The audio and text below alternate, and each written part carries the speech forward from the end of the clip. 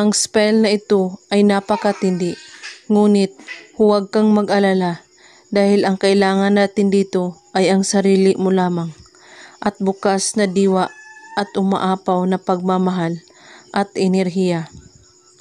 3 araw ito bago gawin.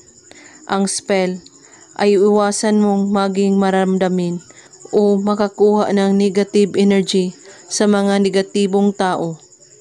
Gawin ito bago matulog kahit anong oras at araw, basta't buo ang inyong paniniwala sa paggawa at walang ibang iniisip at pagdududa. Kapag ikaw ay handa na at kalmado, ay sambitin ang mga salitang ito. Pangalan niya, pabunang-pabunang alimangali, galuti limahi.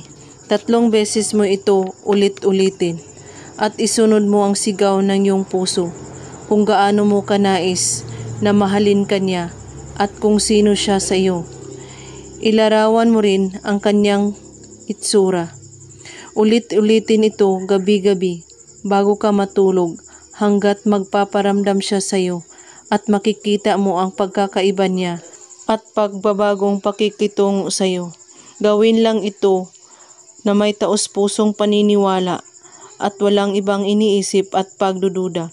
At huwag kalimutang manalangin sa ating mahal na Panginoon, araw at gabi.